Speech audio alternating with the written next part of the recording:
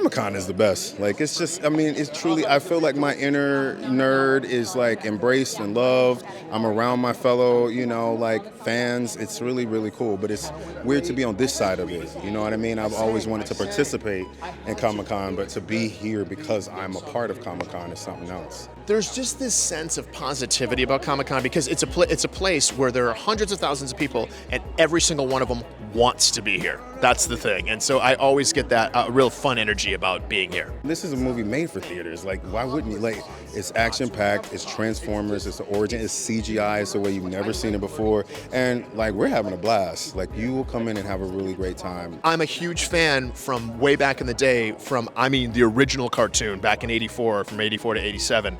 I was a fan then, and I've been a fan ever since. And so to be a part of this franchise and to be part of the lore of this franchise is really an honor, an absolute honor. And I love being able to play Bumblebee, who's one of the most beloved characters in the stories. Yeah. Can you talk about why you wanted to be a part of the franchise? I could tell you all the reasons, like, why wouldn't I? You know what I mean? Like, I don't think it really hit me that they wanted me to play such an iconic character like Megatron. I also just realized, I was like, oh man, here I am being able to play like one of the most notable villains of all time, but to actually play him before he becomes Megatron was the biggest catch for me. Like, to really find out how he became who he is. I'm always fascinated with villains because I'm like, villains don't ever start that way. Villains are made, you know what I mean?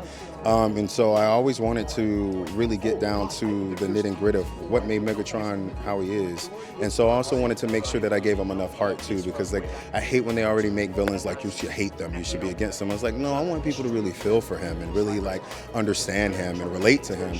And that was just it was the easiest choice to make, to just do that, because like the way that it's written by Josh, our director, you really get to the core of who Megatron is, like where he started. Oh, I think people should see it in theaters, in IMAX, in 3D, in 4DX, all at the same time.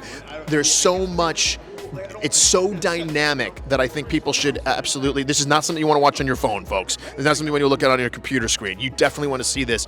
You want all the expanse and you want to feel the sense of the world that they're in, because no one's ever seen, you get to see Cybertron, what it's like, how it looks, what their lives are like. You want to see that on a big screen.